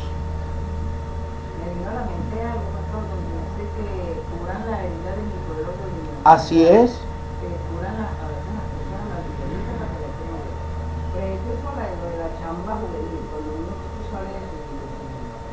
Ajá. Va con la ilusión de que, o sea, de algo así, conseguir un buen una chamba juvenil. ¿Dónde está esa palabra chamba? Bueno, tratan de agarrar una palabra coloquial, popular, que cale bien en las mayorías y la aprovechan como una estrategia política. Sí, eso está pasando, mi hermana, eso está pasando. Entonces, ¿qué es lo que hace la escritura?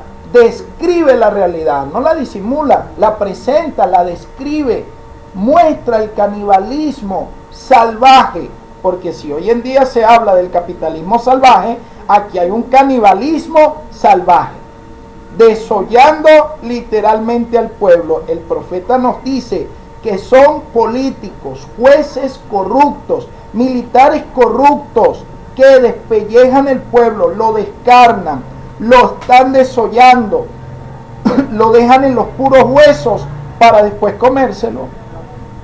Y esto, cualquier parecido con la realidad es pura casualidad. Yo veo la gente hoy en día flaca, la están dejando en el hueso para después comérselo, porque entonces después se puede manipular fácilmente al pueblo. Llega un punto ya terminal de hambre donde tienes que decir. Es terrible. Entonces el profeta está detallando esto, está detallando estas imágenes, ¿ok? Bueno, hermana, ¿qué le puedo decir yo? Si esto está pasando, hermano, disculpe que la interrupción, si esto está pasando nada más por consecuencias de líderes, tanto de profetas como algo hablar, o líderes que devoran, entonces, ¿qué será del momento cuando se revele el hombre sin fuera de lo que Oye, sí, bueno, eso es más terrible todavía, mi hermana, y eso es parte de un sistema sin Torah, porque si tomaran en cuenta la Torah, ¿verdad? La Torah dice, hey, ocúpate de hacer justicia, ocúpate de hacer justicia. ¿Usted cree que los presidentes de la República toman en cuenta Deuteronomio capítulo 17 cuando empiecen a gobernar? que escriban una Torá, que la lean continuamente, para que aprendan a temer a Yahweh, a hacer lo que es correcto. ¿Usted cree que ellos leen eso? Ellos no leen eso.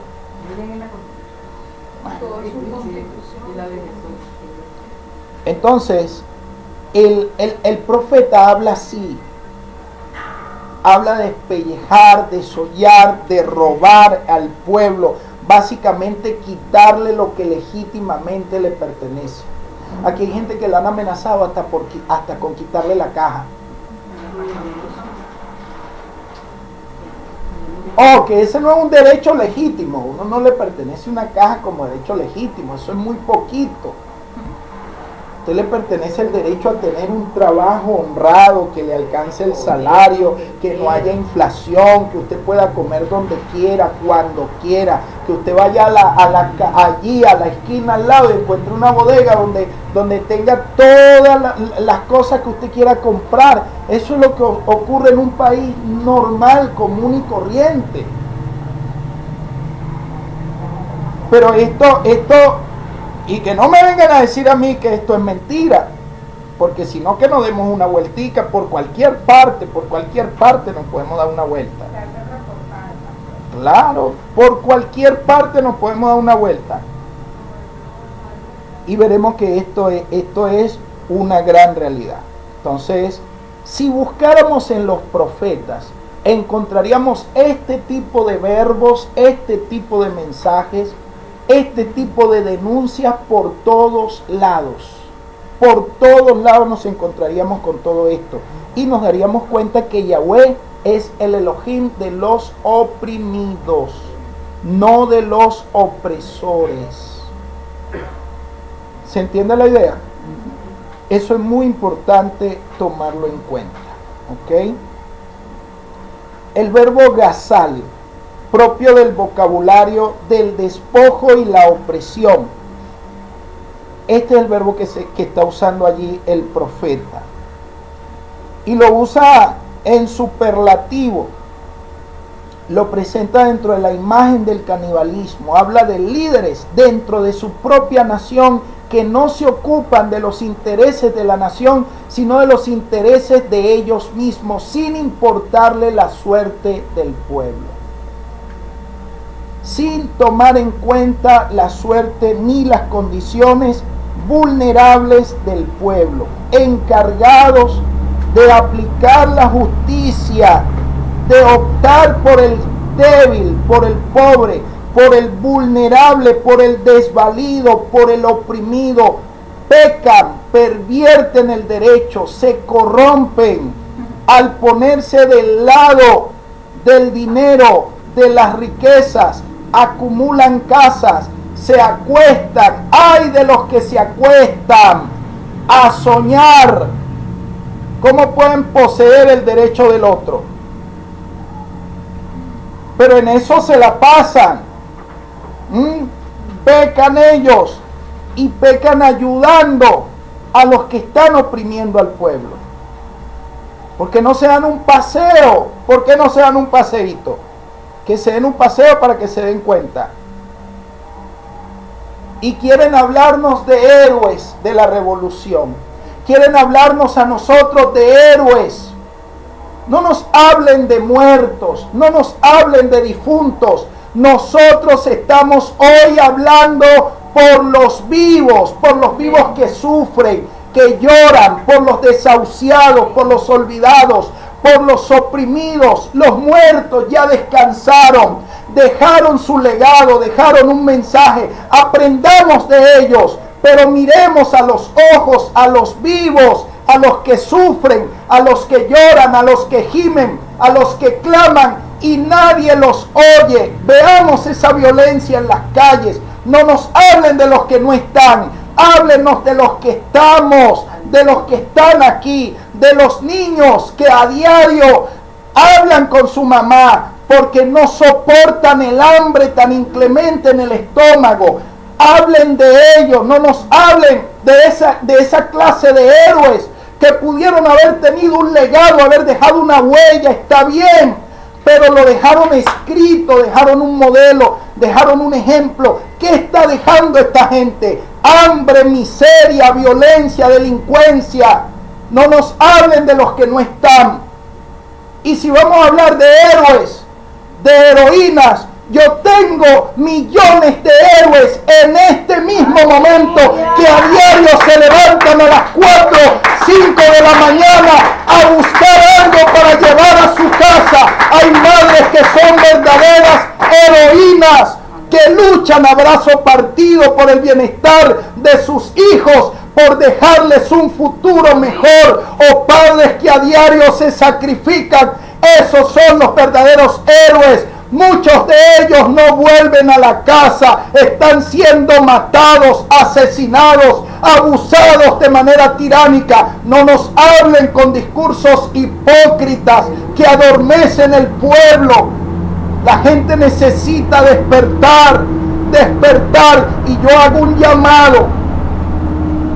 llamado a todo aquel que ora, a todo aquel que clama, que gime, que dice leer la Biblia, que dice conocer a Dios.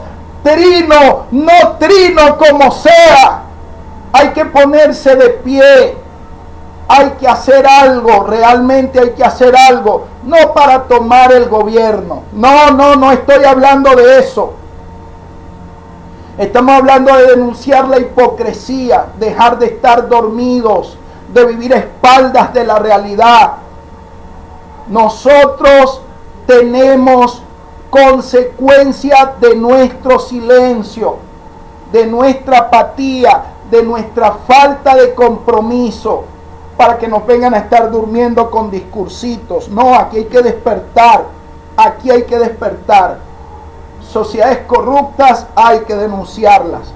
Su actuación es ilegítima, su actuación es perversa. Gobiernos, estados forajidos que se han puesto en favor de la mentira. Leyes donde legitiman lo ilegitimable, chicos. Esto sencillamente no tiene nombre. Comer la carne del pueblo, esto no tiene nombre. Esto no tiene nombre. Está bien comerse una gallina, comerse un pollo, pero usted sabe lo que es comerse el futuro de un niño, el futuro de una familia, el futuro de un país. Comerse eso no tiene nombre. Eso simplemente no tiene nombre. Y de esto es lo que estamos hablando. De esto se trata esta denuncia. Este es el punto, ese es el punto principal en este tipo de mensajes. ¿Sí se entiende la idea? Si revisamos el mensaje de los profetas, esto es lo que vamos a encontrar. Esto es lo que vamos a encontrar. Y estamos viendo apenas una pequeña muestra del profeta Miqueas. Nos queda el profeta Isaías, imagínense. Ya no sé si entrar. ¿Ah? Exactamente, en el libro de Isaías. Amén. Hay que entrar ahí también. Porque es mucho, demasiado lo que se puede aprender. Lo que se puede decir. La voz de ellos se tiene que volver a oír. Se tiene que volver a oír. Se repite la historia. Se repite la historia. Estamos allí en el capítulo 3 de Isaías, versículos 13 al 15. Isaías capítulo 3, versos 13 al 15. En primer lugar, esto es una unidad independiente. Una unidad independiente. Estos pequeños 3 versículos son una unidad independiente. Independiente de lo que se viene diciendo antes y de lo que se va a decir después. O sea, se puede estudiar de manera aislada estos 3 versículos y mire cuánto podemos aprender. Primero es una escena judicial. Es de juicio. Y nos ofrece una imagen también. La imagen es la imagen de las relaciones de Elohim con su pueblo. O de Elohim con una parte de su pueblo. Hay otros textos parecidos a estos. Los voy a decir, luego ustedes los copian. En Isaías capítulo 1 del verso 2 al 10. Isaías 1 del verso 2 al 10. Isaías 5 del 1 al 7. Y por supuesto el pasaje que estamos considerando. el que estamos considerando que es el 3 del 13 al 15. Bueno, los papas, los católicos tienen un problema tan terrible que aquí el capítulo 1, en lugar de encontrar el mensaje de denuncia social y de corrupción para una nación cuando está pervertida, aquí encontraron fue al asno y al buey para meterlo en el pesebre el 25 de diciembre. De aquí lo agarraron, del capítulo 1. En el capítulo 10, pastor, se hablaba de los años. Ajá. En el capítulo 10 de Isaías, dice, y ahorita lo que se estaba diciendo, hay de aquellos que promulgan decretos fraudulentos y dictan decretos de iniquidad. Exactamente, sí, es que la voz de los profetas se dio en estos términos, pues. Con eso hay que contar. Entonces, ¿qué tenemos aquí? Tenemos la imagen del juicio y se va a presentar en una metáfora conocida. Se siguen unas líneas determinadas, ya consolidadas, ya consagradas, es decir, ya familiares, estructurada parte de llamada de los testigos, acusación, defensa y sentencia. Esta es una imagen, obviamente una imagen judicial, llamada de los testigos, acusación, defensa, sentencia. Desde este fondo es muy importante lo que se puede aprender aquí en esta imagen del profeta Isaías. Primero, hay llamada pero no hay defensa. Obviamente tampoco hay injusticia en lo que va a pasar en esta llamada, solo que no hay defensa. O sea, el juez es Yahweh, va a juzgar y no hay quien defienda a los que él va a juzgar.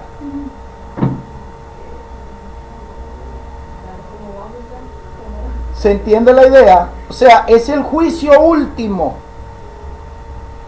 El más justo de todos los justos va a juzgar. ¿Quién podrá defenderse? Ni que venga el chapulín colorado. No hay quien pueda defenderle. Entonces, esto es lo que se está presentando aquí. Acusador y juez son la misma persona. Yahweh acusa y Yahweh juzga. Son la misma realidad. ¿Ok? Bueno, y en esto se manifiesta o se hace transparente una primera verdad. Solo Elohim puede acusar y juzgar. Y él lo va a hacer aquí, pues. ¿Ok? Y entonces, lo segundo, el pueblo no puede defenderse. O quien está siendo acusado no tiene cómo defenderse.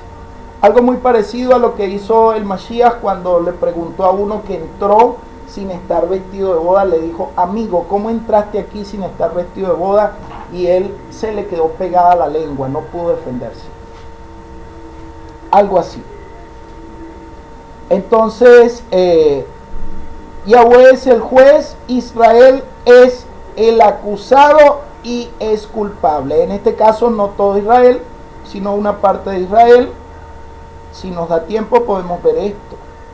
Entonces, el pasaje destaca el enojo de Yahweh. Yahweh está airado y pierde la paciencia, ya no se resiste más y tiene que irrumpir en la escena para poder juzgar a los culpables, los que nadie los puede juzgar en la tierra, los intocables, los que nadie puede tocar porque ellos están por encima de la misma ley, pues. A ellos nadie los toca, a ellos nadie los condena. Entonces Yahweh pierde la paciencia con ellos y les sale al paso. ¿Se entiende la idea? Entonces la fuerza que hay aquí en esto es comparable pues a la fuerza con la que expresa su profecía Amós, por ejemplo. Y lo podemos ver en el capítulo 2, verso 6, capítulo 3, verso 9, capítulo 5, versículo 10. Vamos a leer el 2, 6, 3, 9, 5, 10. Vamos a leerlo rapidito. 3, 9, capítulo 3. Sí, el capítulo... No. Amós, capítulo 2, versículo 6. El capítulo 3, verso 9. Y el capítulo 5, versículo 10.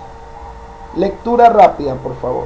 Así dice Yahweh, los de Israel han cometido tantas maldades que no dejaré de castigarlos, pues venden al inocente por dinero y al pobre por un par de sandalias. ¿Se da cuenta?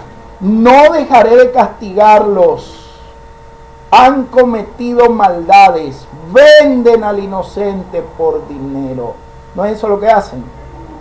Una persona que es inocente, ¿cómo la venden? Por dinero. ¿Cuánto hay para eso? Y el tipo paga. ¿Cuánto hay para eso? Y se pudre. ¿Cuánto hay para eso? Y no sale. ¿Cuánto hay para eso? Y se muere. Entonces, esos son los que están más arriba, de más arriba, pero nadie está más arriba que Yahweh.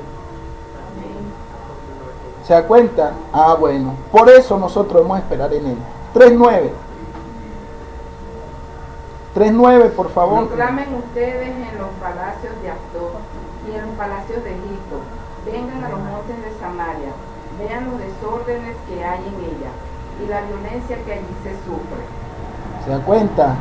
Vean los desórdenes que hay en ella y la violencia que allí se sufre. Mire aquí a nuestro país, mire nuestros barrios, mire nuestras comunidades. Vean los desórdenes que hay en ella y la violencia que allí se sufre.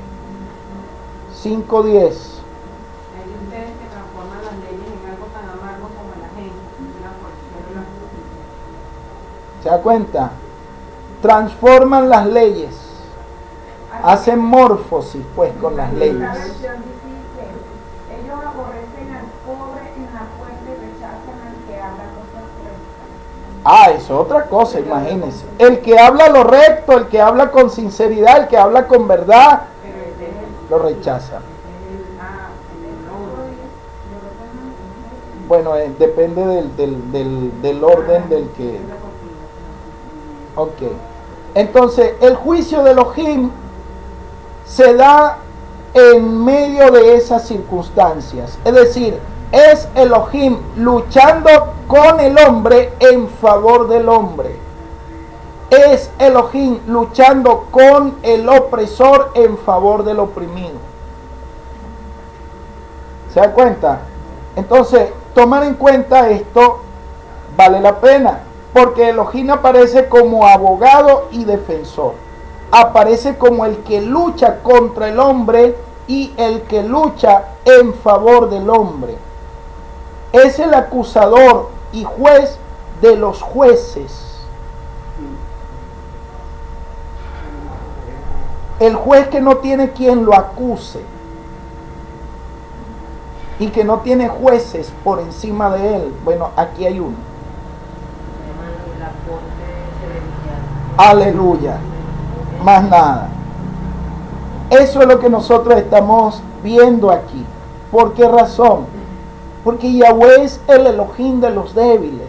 Y por esa razón fue que Yahweh eligió a Israel entre todas las naciones.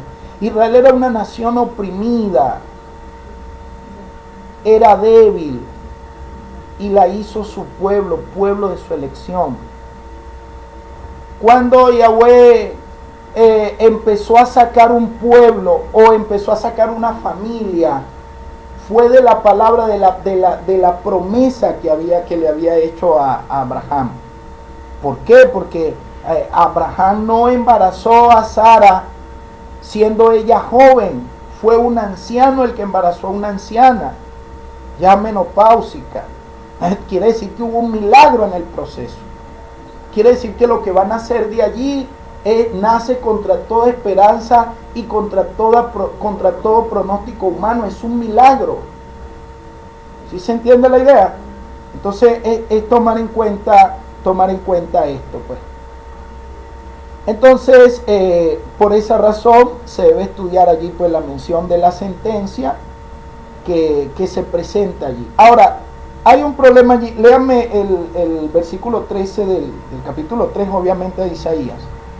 Porque hay un problema allí a nivel de crítica textual, me gustaría aclararlo, a lo mejor no nos da para más. Yahweh se ha preparado para juzgar, está listo para enjuiciar a su pueblo. Ok, para enjuiciar a su pueblo. Otra versión, por favor. 3:13 de Isaías.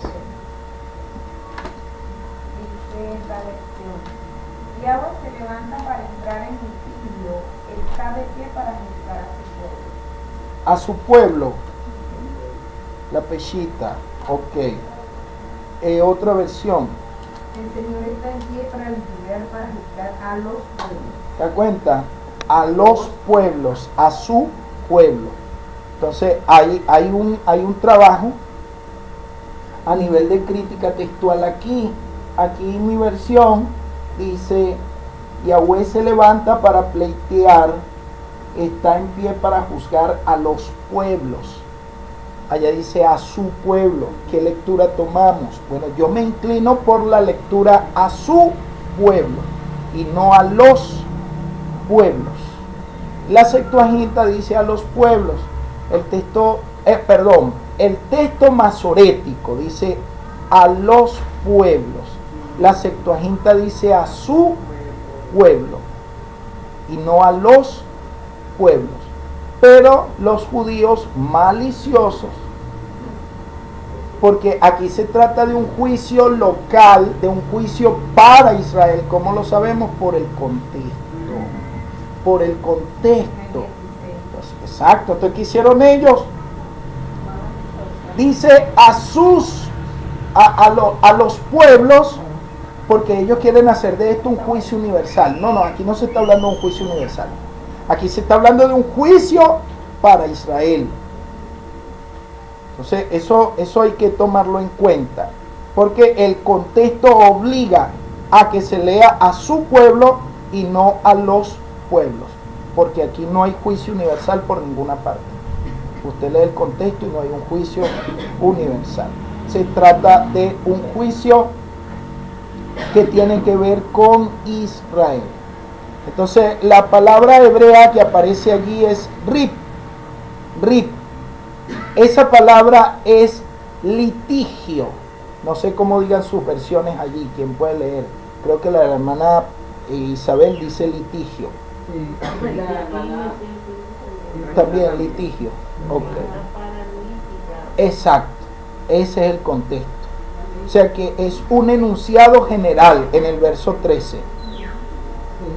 Rit, litigio, y se debe diferenciar. O sea, ¿cuál es la importancia? Que aquí en estos pocos versículos se concentra el elemento juicio, porque aparece la palabra rit, aparece din y aparece lo que tiene que ver con mishpat. Entonces hay que analizar todos estos vocablos para ver el litigio que se va dando esto. Y el litigio pues no entra en un campo específico todavía, sino en cómo se va dando el debate, cómo se va realizando esto ante un tribunal, por supuesto, ¿ok? Y cómo se va desarrollando pues el proceso. El objeto de la actividad la lleva a cabo Yahweh en favor de su pueblo. Y aquí vemos que el pueblo de Yahweh no es Israel, sino los pobres de Israel. Aquí quedan a un lado los gobernantes. Ellos van a aparecer como los bandidos y perversos, quienes Yahweh está llamando a juicio para poder defender a su pueblo. O sea, fíjense que Israel no puede defender aquí su derecho de pueblo escogido. Aquí el pueblo escogido es el pueblo que sufre. Y esta es la paradoja de la palabra en este caso. Se trata entonces de Yahweh, que aparece como el Elohim del pueblo, y en este caso los pobres, los miserables, los huérfanos, las viudas. A ellos les va a hacer din. Por ellos va a hacer valer el derecho, la justicia.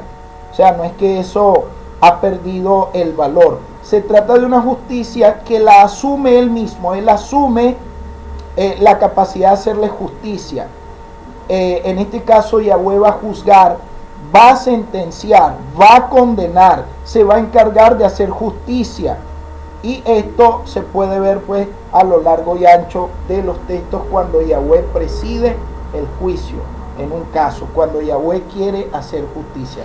Por eso que usted ve que esa gente que aparentemente es intocable, de repente empiezan a ocurrir cosas, se les desatan cosas.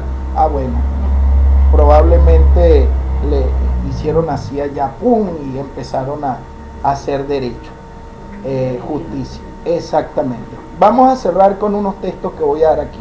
Deuteronomio 32, 36.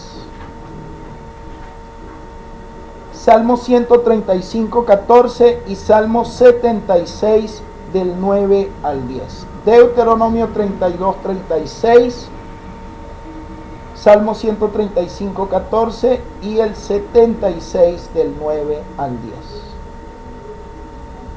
Vamos a ver cómo Yahweh se ocupa de los pobres, de hacerle justicia. Dice, Marín, 32, 36. Amén. Porque Yahweh indicará a su pueblo y vendrá compasión de sus siervos cuando vea que sus manos flaquean y cuando ya no exista ni esclavo ni libertad. Amén. Gracias. Ki Yadin Yahweh Amu. Tendrá compasión. Yahweh va a defender a su pueblo. A su pueblo. Ki, ¿por qué?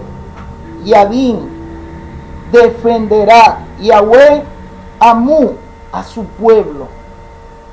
A su pueblo lo va a defender Yahweh. ¿Y quién es su pueblo allí? Los débiles, los oprimidos. La gente no sabe el problema en el que se mete. Un gobernante no sabe el problema en que se mete cuando los oprimidos claman al cielo por justicia. Porque es que Yahweh es el Elohim de los oprimidos. Y a esto le temía un presidente de los Estados Unidos cuando los negros clamaban en los campos de algodón y oraban al Elohim de allá, de el tiempo del Éxodo o de Shemot, cuando el pueblo estaba oprimido en Egipto. Y este presidente tomó conciencia de eso y empezó a introducir una reforma, precisamente con temor a la oración de los negros esclavizados y que morían en los campos de algodón. ¿Cómo hablar de libertad?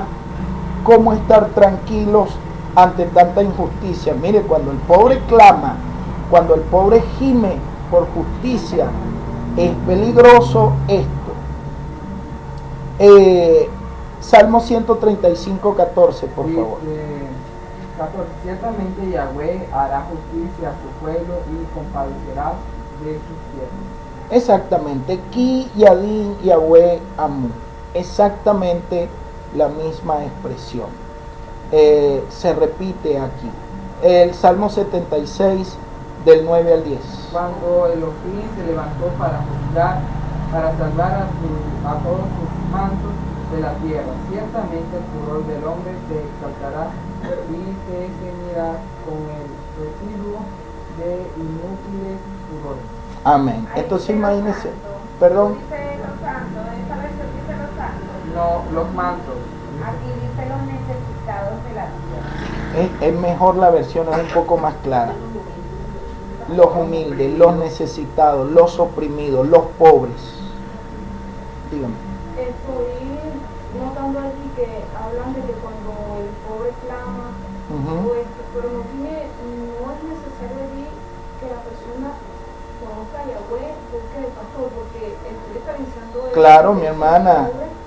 Obviamente el pobre que conoce a Yahweh, porque él es el que realmente va a clamar hacia Yahweh, porque una persona que de repente no lo conoce empieza a maldecir al gobierno, empieza a maldecir a no sé quién, y entonces yo no le llamo a eso clamor. Eso es como que la actitud de un desesperado que no sabe qué hacer, y no sabe qué hacer, ¿por qué? Porque no tiene un conocimiento de Yahweh. Obviamente que aquí estamos en el contexto del pueblo escogido, de un pueblo que entiende la Torá, que entiende las escrituras, que valora el mensaje de un profeta, y entonces se apoya en esa palabra y empieza a clamar al cielo por justicia.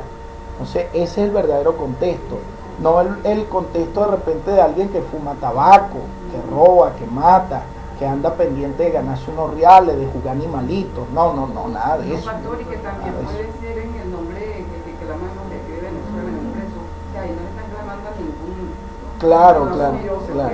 Fíjense que son igualitos, viudos, son huérfanos, son desvalidos. Entonces quería saber esa diferencia. Es bueno el punto. Se podría profundizar hasta depurar la idea, pero claro, por pero el tiempo no lo vamos a hacer. Que aquí que escribe en hebreo y le escribe para hebreo. Exacto. Y ellos todos creen en Yahweh. Ese es el verdadero contexto. contexto. La realidad que tengo ahorita es otra también. Claro, Puede no. ser- Yo la entiendo. Podríamos depurar el tema, profundizar en el tema, solo que por el tiempo vamos a renunciar a una explicación más profunda o más detallada, pero vale la pena hacerlo.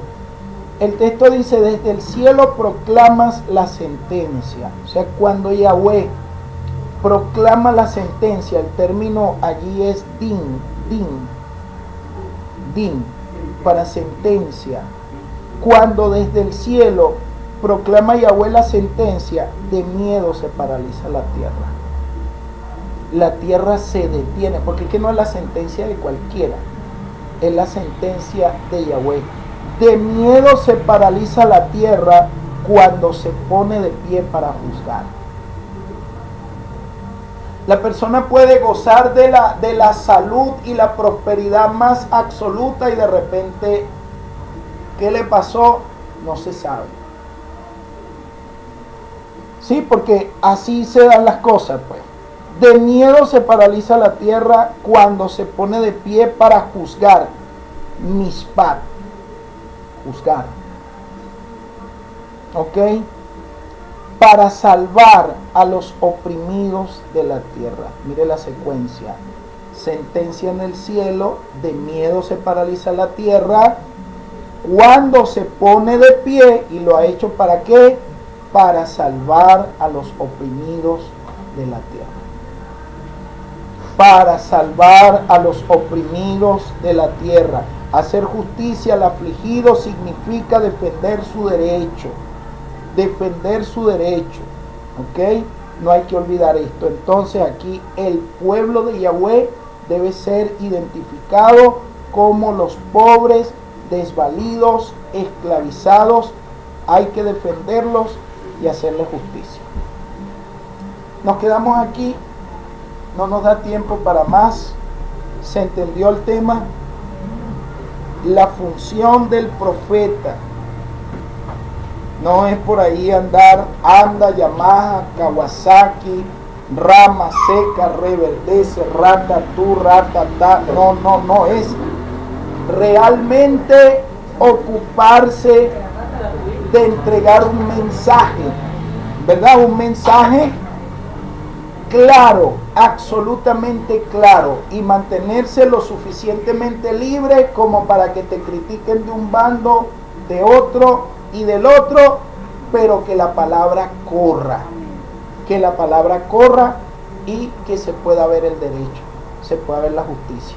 Anhelamos el despertar, de verdad, un avivamiento que nos dé tiempos mejores.